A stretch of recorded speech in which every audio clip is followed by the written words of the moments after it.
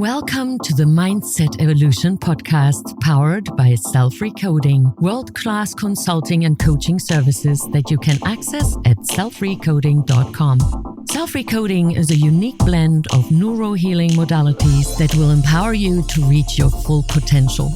Join thousands of others who have experienced rapid results in their journey of personal growth. Now enjoy our show where we bring you tools for a powerful mind with your hosts, Kathi and Daisy. And hello, everybody, and welcome back to another episode of Bald and Blonde Mindset Evolution, the podcast that gives you tools for a powerful mind. I'm Kathi Tate, your host from Australia. With me, as always, Daisy Pap, your host from America. Hi, Daisy. How goes it in yesterday land? Hi, dear. Well, it goes an hour differently than usually, but it's still fine. So we're doing fine. It's getting dark for my taste way too early, and my body thinks it's bedtime, although there's such a tremendous list of work still that is waiting for my attention. But I'm really curious what's up your sleeves tonight, my time and your morning. Well, I think I've got a good topic to chew on today. We're going to talk about the blame game. Oh, okay. Hey, how long do you want this episode to be? I think we're going to try and keep it to our normal half an hour. Well, because I can make it very short. No, let's not do that, Daisy. Okay, well, we can do both. You keep that secret till later. Well, I think it is a good idea to ponder on the blame game. When I blame you right here, right now, how does it bring me closer to me getting what I want? And how precisely did I share what I want? Yeah, I think that's a good starting point, is the non-meeting of the mind, so to speak, because we did a whole episode around this because I think it's so important that people are actually on the same page. And if they're not, then how do we get to that page, and how do we avoid things like this blame game? Maybe we should start with what we believe the blame game to be for our listeners. Well, go right ahead. Okay. So the blame game, it's a bit of a fancy rhyming way, good snappy name, of really saying we want to talk about how to not point the finger. So when I say point the finger, that's blaming somebody, usually for your own mistakes or your own mishaps, or perhaps even not. Perhaps just something's gone really wrong and somebody is copping the blame. So how do we avoid scenarios like that? What brings it about in the first place? And what would be the better alternative than using blame? Say what you mean and mean what you say, and admit what you want. Mishaps will happen in life. That's part of life. Yeah. We will not be able to exclude that or delete that out of our life. So I believe it would be lovely, but I think that is wishful thinking and not very realistic. Yes. So I think it is much better. Okay, so what is it that I want? I see it over and over in my sessions with clients. They complain, this is what I don't want. I don't want this. I don't want that. I don't want this. I don't want that Joey leaves the socks. I don't want that my dog chews my shoelaces. I don't want to come late to work. I don't want my colleagues to do this. I don't want my family meetings being like that. What is it that you want? And people have such a hard time, by my experience, to really precisely state what they do want. When I do not know what I do want, then how will you know what I do want? And then therefore, when we are interacting, I believe that it's quite a challenge that we get things done when we never discuss how we think it would be a good possibility, or how it would be maybe pleasant for both of us, or how we can really step ahead, how we can move forward. In order for me to speak precisely about what I do want, I first need to know what I do want. So blaming you later on, let's say you and I, we would have not made an agreement that we meet at this hour of the day, at your time and at my time. Let's say. And then now I'm sitting in Zoom and I'm thinking to myself, where is she? She's not showing up again. She's doing it on purpose. She's testing my nerves. She's ignoring me. And then I'm starting to build up this tremendously exciting flick in my mind movies that is not bringing me closer to a solution. Now, let's say you and I did not agree upon a specific time, and I'm in Zoom waiting, and you don't remember what we agreed upon, and all of a sudden you show up in my Zoom room. Then I say, so you made it. How kind of you. So you forget me every single time. Can you imagine? You would most likely not even know what I'm talking about. So that then creates even more conflict. Why? Because it is putting oil on the fire of emotions of humans. Yes. It does not bring clarity. Yes. And then you add the next part where I don't like being spoken to like that. So see you later. Aha. And then how do we get an episode recorded? Yeah, because that could just escalate the whole thing into a state where now we can't even communicate civilly with each other because, you're upset about one thing, I'm upset about another thing, you're blaming me for not being there, I'm blaming you for not telling me the time, and we've just got a giant mess on our hands. Yeah, exactly. And then usually what happens, when I start blaming, it is offensive most of the time. Now, your defense mechanisms go up. We cannot reach one another. And especially can we not reach one another on the heart level, human to human. And then what happens usually is that, but last year or 2 decades ago, you did the same thing and you just do it again because you never change. And why did I believe that you would ever change? And then we open up all these cans of worms that we believed are already recycled or destroyed. And all of a sudden, whoop, back they are. And we can discuss the dirty stuff. And how does that bring us closer? Does not. What can we do instead? Find out what you do want. It is okay to want.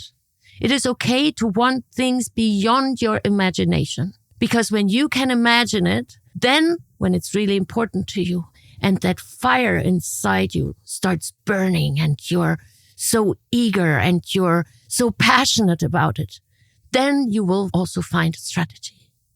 When your heart is aligned with it, your mind will find a way towards it. Yeah, definitely for sure believe that. So how do we help our listeners who might be in relationships and they're stuck in the habit of the blame game? How do we break the habit? You may not like what I'm saying. What you have the power to do, you also have the power not to do. You're one decision away. It requires self-discipline. It requires to empty your own emotional backpack so that you're not triggered by the same stories or by the same buttons or the same pushes that you receive, so that you're not automatically exploding internally or verbally or physically or emotionally. Getting that red head and I'm so angry. Yeah, physically. Or verbally, you're so stupid. Or emotionally, I hate you. Or I throw a temper tantrum. And I'm so on the sad self-pity path that it takes me 2 weeks to get out. Breaking the pattern is realizing the pattern. It starts with that.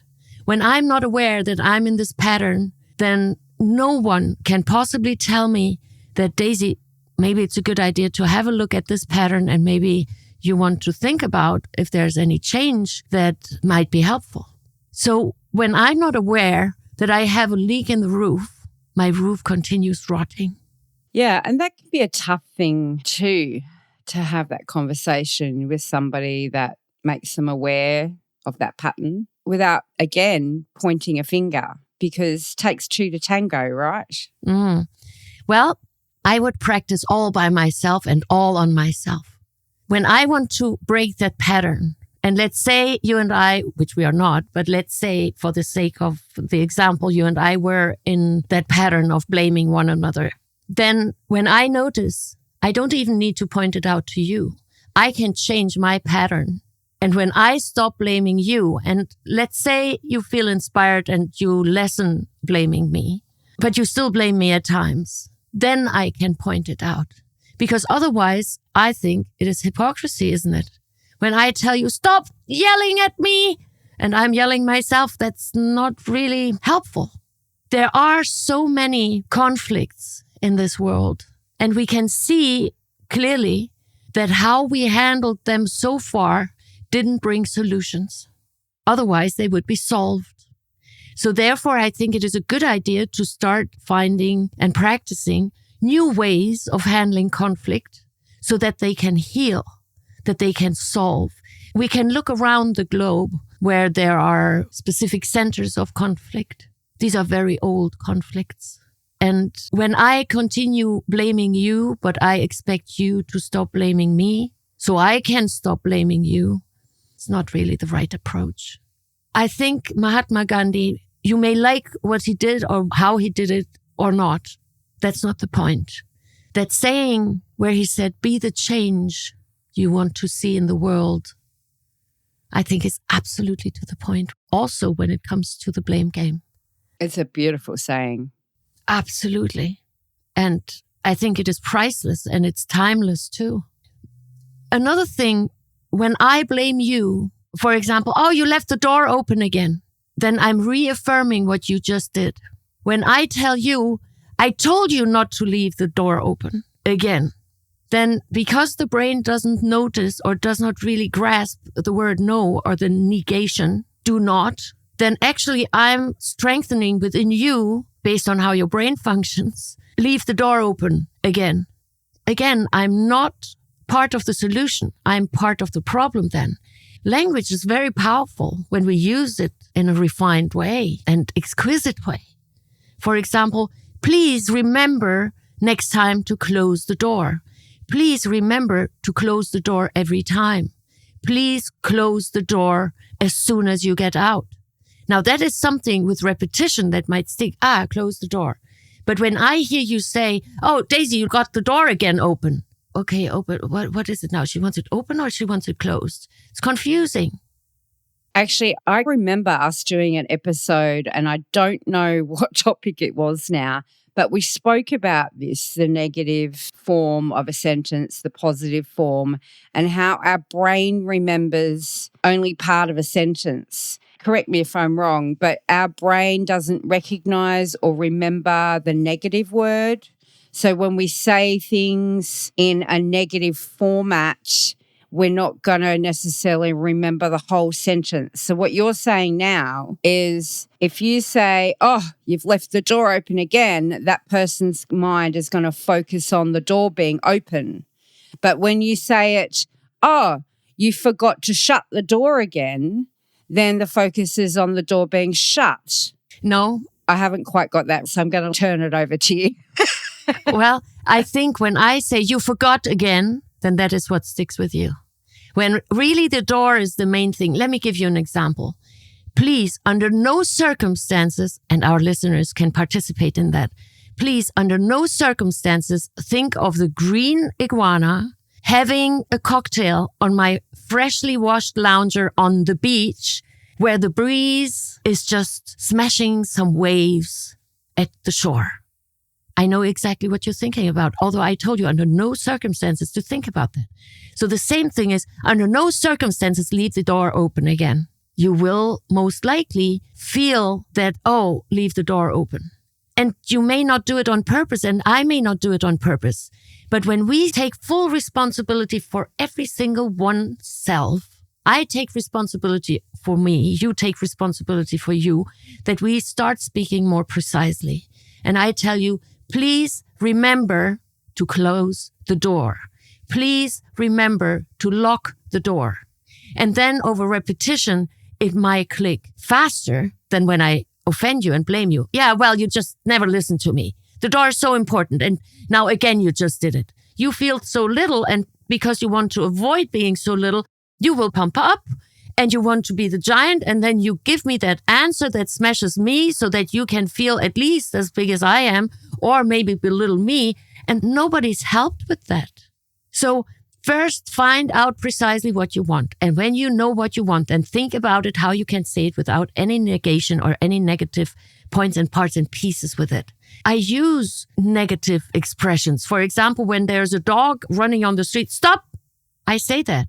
No, when someone is trying to put the sugar instead of the salt onto the food.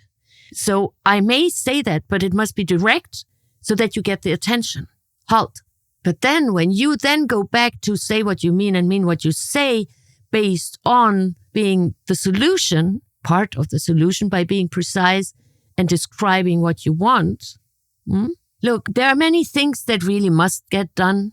For example, the trash sooner or later must be brought out when we don't want to swim in our house or in our homes with trash and all the smell and maybe some bugs that come and visit or feel attracted to that. These are things that I think make much sense.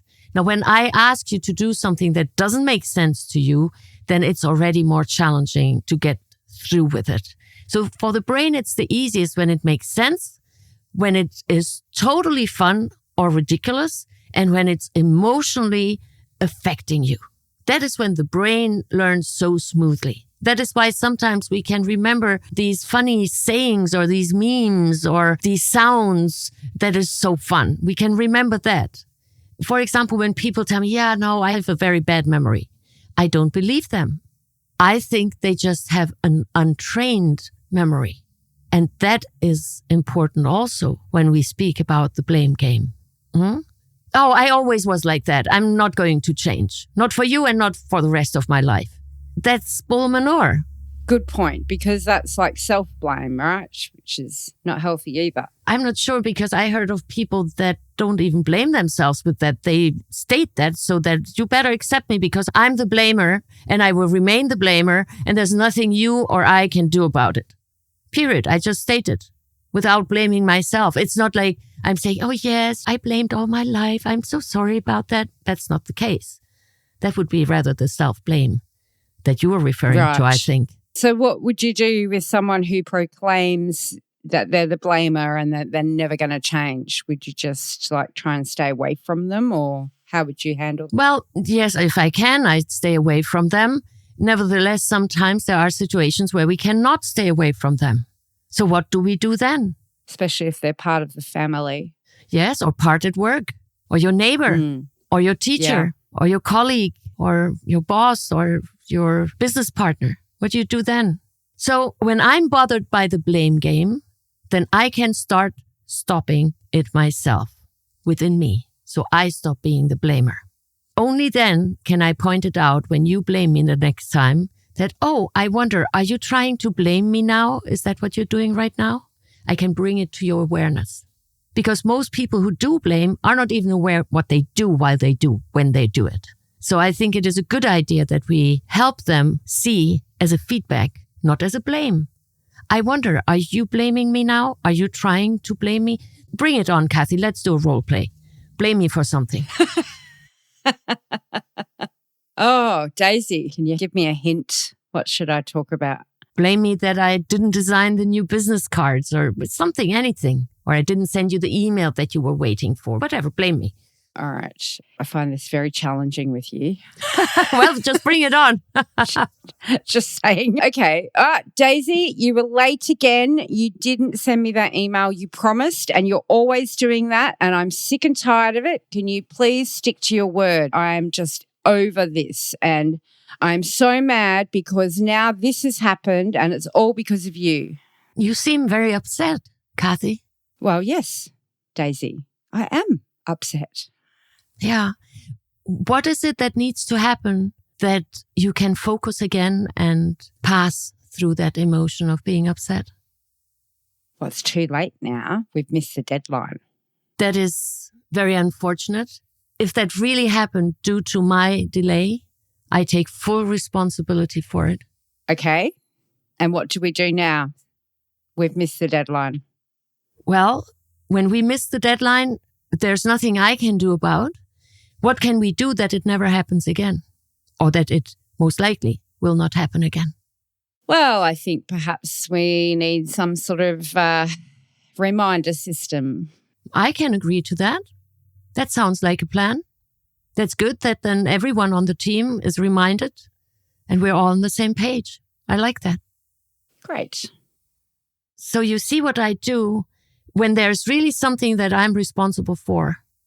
I take responsibility for it, because when I justify, oh yeah, well, I didn't send you the email because my computer was down, or I slept in, or I had a hangover, or my neighbor just rang the doorbell, or my cat was meowing, or I was just chatting on one of the social medias with someone.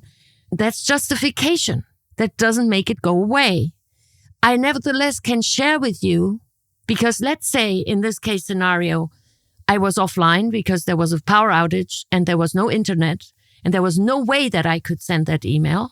Then I can state that. And let me inform you, Kathi, that during that time when I was about to send the emails, I had a power outage and an internet outage, and it was throughout the area. So it would have taken me 2 hours by car to drive to an area where I may have on the mainland internet service, and that would have been too late. But you see how I say it. When I deliver facts, then again, I'm not pouring oil on the emotions. And did you notice that I asked you first, or I acknowledged that you're upset? You seem really upset, Kathi. Because most people, when they start blaming, and maybe rightfully so, when you leave the door open the 10th time, I might be upset too, rightfully so. Okay, let's change this. What can we do that this door will be closed every single time you go in and out? What is it that you need? Maybe I get an automatic door lock that whenever the door closes and it's locked, and too bad, you're out. Yeah, what I've got from that little role play is this. You've acknowledged my emotions. You've not made excuses. You've just taken responsibility. You've stated facts where there are any, but not in an emotional way. And then you've asked me what the solution is. Did I miss anything?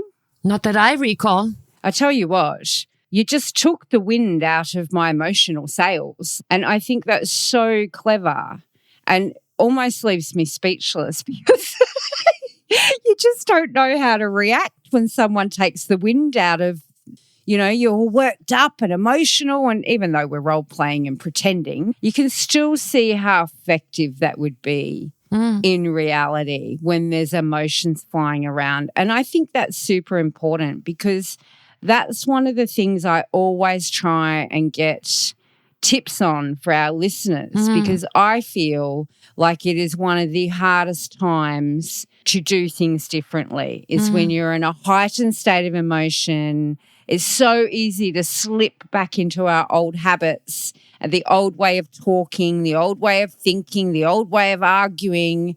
And this is exactly the time we need to be more mindful and more aware of how we're acting, what we're saying, how we're processing things, and to just take that step back and go, oh, hang on, Bold and Blonde taught me better. Well, this is brilliant. I know how to do this now. Yeah. It is actually brilliant what you just added in here. The moment when you notice that you get emotionally aroused, time out. The step back. First, take care of you so that then you can be the best version of yourself. Bring you as the best version of yourself back when you have cooled down your mind. Yes. When you can think again. That is a brilliant addition that you just brought in there. Yes, because you know what I've realized is that we don't have to engage. Just because the other person wants to have a rip-roaring fight doesn't mean you need to engage. You have every right to step back and walk out of the room, or do whatever it is you need to do for yourself. You do not have to get involved. I don't care who it is or what situation it is. No one can make you do something. It's up to you how you respond. Very good. And so let's remember that and keep our power where it belongs with ourselves. And you take care of you first. Yeah. Because why would I work myself up first so much that then I might say something that I later regret or resent, and that's not so good, because then starts the self-blame. And usually people who are not blaming themselves but respect and accept the choices they made in their lives before along their journey throughout the years, they usually are less likely to blame others. So when we acknowledge that we are not the jury and not the judge, and why criticize? Does that really bring us closer to the solution and what we'd like the outcome to be? No. Then why would I go that route? Only because I was conditioned that way doesn't mean I need to live the rest of my life like that, because I can retrain myself through repetition and I can become a master when I repeat the good stuff. Love it. Love it. Well, there you go, everybody. There's our discussion, our episode on the blame game. We hope you enjoyed it. We hope you get some value from it, and we do encourage you to share our episodes with your family, friends, colleagues. Let's spread the love and spread the mindset evolution, because we can change our world through these simple tips. Please do go and say hello to us, boldandblonde.live. You can search any topic, you can listen right there on the website, and you can contact us. While you're there, please support us with a cup of coffee and check out our major sponsor at selfrecoding.com. They help us stay on air so we can bring you episodes every single week. That's it from us. We are Bold and Blonde. Mindset Evolution. Talk to you next time. Thank you for listening in to the Bald and Blonde Mindset Evolution podcast. Please share our show with your family and friends. Together, we make this world a better place for you, for us, for future generations. When you need consulting or coaching, visit selfrecoding.com. Also, please remember to rate us 5 stars and leave a review and support us at boldandblonde.live. Talk to you soon.